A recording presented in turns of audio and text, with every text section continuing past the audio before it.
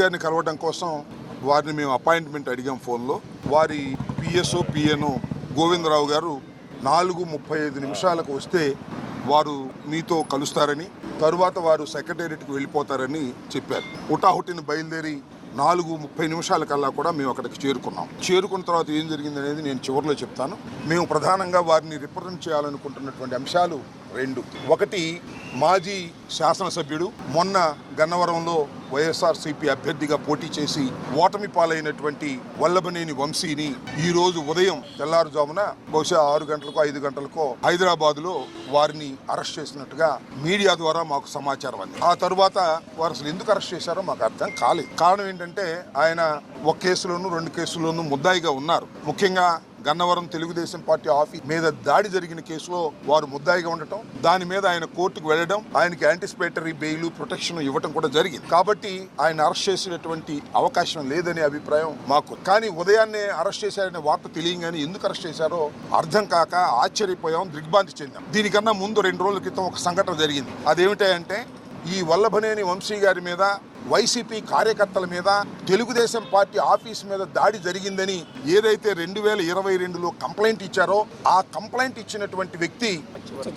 సత్యవర్ధన్ అనే వ్యక్తి మొన్న హఠాత్తుగా కోర్టు వారి దగ్గరికి వెళ్ళి పబ్లిక్ కోర్టులో మ్యాజిస్ట్రేట్ ముందు ఆయన ప్రాసిక్యూషన్ చెప్పేదంతా అబద్ధమని, తానిచ్చిన కంప్లైంట్ అది కంప్లైంట్ రూపంలో ఇవ్వలేదని, కేవలం ఏదో సాక్షి సంతకం పెట్టమంటే నేను వెళ్ళానని, వెళితే వారేదో రాసుకుని సంతకం పెట్టారనే విషయాన్ని గౌరవ న్యాయస్థానం ముందు చెప్పారు. ఇక్కడ బయట చెప్పింది కాదు. చెప్పిన తర్వాత ఒక్కసారిగా తెలుగుదేశం పార్టీ ఆశ్చర్యపోయింది. అరే, మనం చేసినటువంటి తప్పు తెలుసుకున్నారు, మనం దొంగ కేసు పెట్టించామనే విషయం తెలుసుకున్నారు. ఆ సత్యవర్ధన్ అనే వ్యక్తి ఎస్సీ కులానికి చెందటం వలన పైన రాసుకున్నారు సంతకం పెడితే నన్ను కులం పేరు కూడా తిట్టారని, ఎస్సీ ఎస్టీ అట్రాసిటీస్ యాక్ట్ కూడా పెట్టి బెయిల్ రాకుండా ఉండేందుకు కట్టుదిట్టంగా వాళ్ళు చేశారు అనేది తెలుసుకుని ఆశ్చర్యపోయి ఇదంతా ఫాల్స్ కేసు అని ప్రపంచానికి తెలిసింది.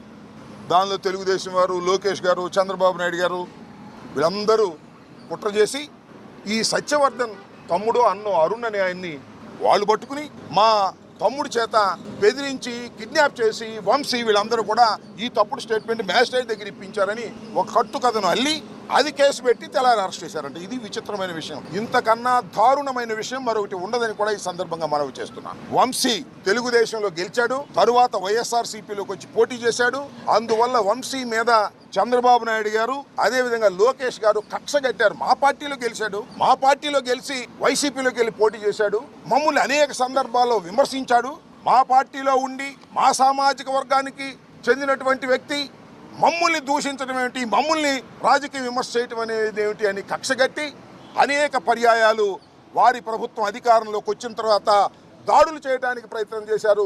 కొన్ని సందర్భాల్లో వంశీని ఎలిమినేట్ చేయాలని కూడా ప్రయత్నం చేసినటువంటి విషయాలు నేను మీకు ప్రత్యేకంగా చెప్పవలసిన అవసరం లేదు. ఎన్నోసార్లు అరెస్ట్ చేయాలని ప్రయత్నం చేసినా న్యాయస్థానానికి వెళ్ళి వంశీ ప్రొటెక్షన్ తెచ్చుకోవడంతో ఇవాళ సడన్గా నిన్న సాయంత్రం మొన్న ఉదయం కేసు రిజిస్టర్ చేసి ఆ కేసుని ఇంకా ఆన్లైన్లో అప్లోడ్ కూడా చేయకోకుండా అరెస్ట్ చేసి తీసుకొచ్చి ఇవాళ కోర్టులో ప్రొడ్యూస్ చేయాలని అనుకున్నారు. రాత్రి లోపల కోర్టులో ప్రొడ్యూస్ చేస్తారు. చట్టం తన పని తాను చేసుకువెళ్తుంది. ఇది అన్యాయం. పోలీసు వారు తెలుగుదేశం పార్టీ వారితో కుమ్మక్కై వంశీని అరెస్ట్ చేశారనే విషయాన్ని డీజీపీ గారికి చెప్పే ప్రయత్నం చేస్తున్నాం. అంతేకాదు, పొద్దు నుంచి ఎవరిని కలవనీయలే. వారి సతీమణి వెళ్తుంటే ఆమెను అడ్డగించారు, ఆమెను వెళ్ళనీయలేదు. అడ్వకేట్స్ వెళ్ళి కలవాలని ప్రయత్నం చేశారు, న్యాయ సహాయం ఇద్దామని. ఏంటి ఎఫ్ఐఆర్ ఏంటి, దాని కథ ఏంటి తెలుసుకుని కోర్టులో ఆర్గ్యూ చేద్దామని. ఎక్యూజ్డ్ అనే వ్యక్తి, ఎక్యూజ్డ్ అంటే ఏంటి, నేరారోపణ చేయబడినవాడు. నేరారోపణ చేయబడినవాడే తప్ప నేరస్తుడు కాదు ఎవరైనా సరే, ఇంక్లూడింగ్ చంద్రబాబు కూడా, ఎవరైనా జగన్మోహన్ రెడ్డి గారని ఏదైనా. అయితే అలాంటి వ్యక్తిని కలుసుకోవడానికి కూడా మీరు పోలీసులు ఎలవ్ చేయట్లేదంటే ఇది దుర్మార్గం, రాక్షస పాలన. దీన్ని మీరు దృష్టిలో పెట్టుకోవాలని డీజీపీ గారికి మేము ఇవ్వాలని ప్రయత్నం చేశాం. అయితే ఇంత దారుణంగా జరుగుతున్న అంశాన్ని మీ ద్వారా ప్రజల దృష్టికి తీసుకొస్తున్నాం. డీజీపీ గారి దృష్టికి కూడా మా కర్మ ఏంటంటే కలవలేదు కాబట్టి మీ ద్వారా ఆయన కూడా డీజీపీ గారిని కూడా చూడమని కూడా మేము కోరుతున్నాం. ఈ రికమెండేషన్ కూడా ఎవరు తీసుకోలేదు. ఈ రికమెండేషన్ కూడా వారు చూడాలని ఈ సందర్భంగా నేను కోరుతున్నాను. అవసరమైతే ఆయన మళ్ళీ కోరితే డీజీపీ గారు కోరితే చదివి కూడా వినిపిస్తాను. ఎందుకంటే ఆయనతో కలుసుకునే అవకాశం మాకు కల్పించలేదు. రాష్ట్ర డీజీపీ గారు శాంతి భద్రతలు కాపాడవలసిన హెడ్ ఆఫీస్కి అపాయింట్మెంట్ ఇస్తే వచ్చాము, అయినా ఆయన కలవలేదు. ఏంటో మాకు అర్థం కాలేదు. ఇది ఒక అంశం. రెండో అంశం, అబ్బాయి చౌదరి గారు, దెందులూరు మాజీ శాసనసభ్యులు. నిన్న మీరు చాలా వీడియోలో చూసుంటారు. ఆయన ఏలూరులో పెళ్లికి వెళ్ళాడు. ఇప్పుడు ప్రజెంట్ ఎమ్మెల్యే గారు చింతమనేని ప్రభాకర్ గారు, సరే ఆయన ఇంతకు ముందు కూడా శాసనసభ్యులు. ఆయన గురించి నేను ప్రత్యేకంగా చెప్పాల్సిన అవసరం, మీ అందరికీ తెలిసినటువంటి వ్యక్తి. ఆయన ఎంతో మంచివాడు అనేది. ఆయన కారు అడ్డం ఉందని చెప్పేసి పచ్చిబూతులు తిట్టాడండి. అబ్బాయి చౌదరి గారి డ్రైవర్ని పచ్చిబూతులు తిట్టాడు, మ్యాన్ హ్యాండిల్ చేసే ప్రయత్నం చేశాడు. ఆ పచ్చిబూతులన్నీ కూడా మన సోషల్ మీడియాలో చాలా బ్రహ్మాండంగా వైరల్ అవుతున్నాయి, చూడండి. ఆయన అబ్బాయి చౌదరి గారి మీద కేసు పెట్టి అరెస్ట్ చేయాలని ప్రయత్నం చేస్తారు, పోలీసులు దాన్ని సహకరిస్తున్నారు. ఇది అన్యాయం అండి. అబ్బాయి చౌదరి గారు కారు డ్రైవర్ని తిట్టాడు, అబ్బాయి చౌదరి మీద ఇష్టం వచ్చినట్టు మాట్లాడి ఆయన మీద కేసు పెట్టే ప్రయత్నం చేస్తున్నారు. ఇది అన్యాయం డీజీపీ గారు అని రెండవ రికమెండేషన్ ఇవ్వాలని మేము ప్రయత్నం చేశాం. ఇందాక నేను ఎక్కడో మా చింతమనేని ప్రభాకర్ గారు శాసనసభ్యులు వారిని చూస్తున్నా. అసలు నేను అలా తిట్టడానికి గల కారణం ఏంటో తెలుసా, నాకు అంత ఆవేశం తీసుకురావడానికి కారణం ఏంటో తెలుసా అని చెప్తున్నాడు ఆయన. ఎవడన్నా నేరం చేసి ఎవరన్నా మర్డర్ చేస్తే నేను అసలు మర్డర్ చేయడానికి గల కారణం ఏంటో తెలుసా, అర్థం చేసుకోగలరా అంటే ఏం చెప్పాలి? నేరం చేశాడు, ఇష్టం వచ్చినట్టు తిట్టాడు, అన్యాయంగా అక్రమంగా ప్రవర్తన చేశాడు. కారు అడ్డం పెట్టినందుకేనంట. కారు దోవలో అడ్డం పెడతారు, సహజంగా మనం వెళ్తున్నప్పుడు కారు తప్పుకోమంటే తప్పుకుంటారు. ఈ రకంగా రౌడీయుధం చేసే పరిస్థితికి తెలుగుదేశం శాసనసభ్యులు వస్తున్నారు. దీనికి పోలీసులు సహకరిస్తున్నారు. అలా సహకరించడం తప్పు అని చెప్పేందుకు మేము డీజీపీ గారిని వాళ్ళు కలవాలనుకున్నాం మేమందరం. కానీ ఆయన కలవలేదు. ఆయన చట్టబద్ధంగా ఉన్నటువంటి వ్యక్తి కాబట్టి డీజీపీ గారు గౌరవనీయులు, ఐపీఎస్ ఆఫీసర్, మిమ్మల్ని కలవకపోయినా, మా రికమెండేషన్ ఆయన తీసుకోకపోయినా ఆయన యాక్షన్ తీసుకుంటారు. ఈ ప్రెస్ చూస్తారు, ఈ మీడియా సమావేశం చూస్తారని నేను అనుకుంటున్నా. చూడకపోతే మా కర్మ, అది మేమేం చేయలేము. ఇక్కడ జరిగిన ఇంకొక విషయాన్ని కూడా చెప్పాలా. ఇవాళ మేము అప్పిరెడ్డి గారు మేమందరం కలిసి డీజీపీ గారిని కలవాలనుకున్నాం. డీజీపీ గారిని కలవాలనుకుని డీజీపీ గారి దగ్గర పిఎస్ గానో పిఏ గానో పనిచేస్తున్న గోవిందరావు గారికి ఫోన్ చేశాం. ఫోన్ చేస్తే ఇందాక నేను చెప్పినట్టుగా 4:35కి లోపు మీరు వస్తే ఆయన కలుస్తారు అన్నాం. మేము 4:30కి వచ్చి కూర్చున్నాం. పైన డీజీపీ గారు ఉన్నారు. అరగంట కూర్చున్న తర్వాత డీజీపీ గారు వెళ్ళిపోయారని చెప్పారు. వెళ్ళిపోయారు, సరే వెళ్ళిపోతే మేము ఏం చేయాలి? ఈ రిప్రజెంటేషన్ ఎవరికైనా ఇస్తామా అంటే ఎవరు తీసుకోలేదే, ఎవరు తీసుకోమన్నారు. ఏదైనా డీజీపీ గారు వెళ్ళిపోతే మేము ముందు అడిగి అపాయింట్మెంట్ తీసుకుని డీజీపీ గారి దగ్గరికి మేము వచ్చాం కదా. ఆయన బిజీగా ఉంటే ఉండదు, తప్పులేదు. తప్పు డీజీపీ గారు రాష్ట్ర శాంతి భద్రతలు కాపాడవలసినటువంటి ప్రధానమైన వ్యక్తి కాబట్టి బిజీగా ఉండొచ్చు.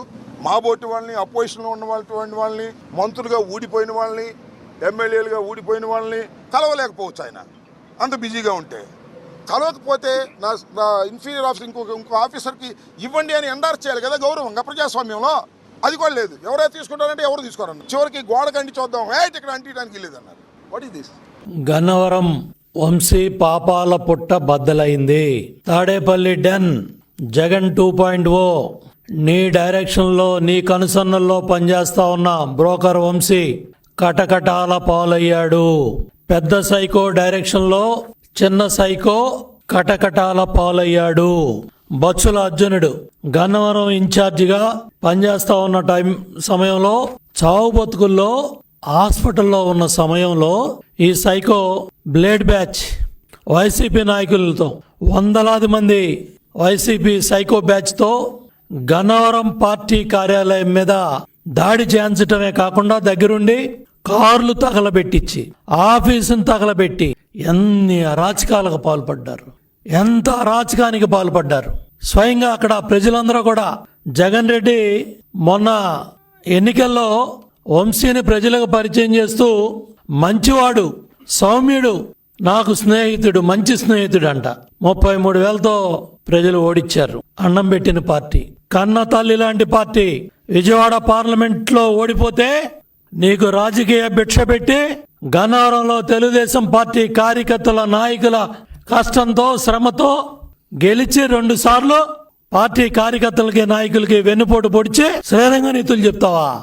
నువ్వు చేసిన అరాచకాలు, నువ్వు చేసిన దోపిడీ, భూ కబ్జాలు, విమానాశ్రయం బాధితులు, అక్కడ భూములు ఇచ్చిన బాధితులు, వాళ్ళ భూములు కూడా కొల్లగొట్టి గ్రావులు అమ్ముకున్నావు. సెంటు పట్టా పేరుతో పేదవాడికి ఇచ్చిన పొలం కూడా 10 లక్షలది 50 లక్షలకి ప్రభుత్వానికి అంటగట్టి మళ్ళీ మెరక పేరుతో 100 కోట్లు దోపిడీ చేసావు. పోలవరం మట్టి, పట్టిసీమ కాలవ, పందికొక్కుల్లాగా నువ్వు నీ అనుచరులంతా కూడా దోచుకున్నారు. బ్రహ్మలింగం చెరువు, దేవుడు బొమ్మలు కూడా, అక్కడ దేవుడు విగ్రహాలు, పురాతనమైన దేవాలయం. హైకోర్టు కూడా చివాట్లు పెట్టి మొట్టికాయలు వేసింది మీకు. ఆ బ్రహ్మలింగం చెరువు మట్టి, ఆ పోలవరం గట్లు మట్టి, పట్టిసీమ కాలువలో పోలవరం రైట్ కెనాల్ గ్రావెలు పందికొక్కుల్లాగా 100 కోట్లు దోపిడీ చేశారు. ఇవన్నీ కూడా విజిలెన్స్ ఎంక్వైరీలో ఇమీడియట్గా కేసెస్ బుక్ చేయాలా. ఇటువంటి అరాచక శక్తులు, ఇటువంటి సైకోలు, ఇటువంటి దోపిడీ కార్యక్రమాలు చేసేవాళ్ళు ప్రజా జీవితంలో ఉండటానికి అనర్హులు. మీ పాపం బద్దలై ఫిర్యాదుదారుణ్ణే కిడ్నాప్ చేసి సాక్ష్యాలు చెప్పిస్తావా? చట్టం అంటే గౌరవం లేదు, వ్యవస్థలంటే గౌరవం లేదు.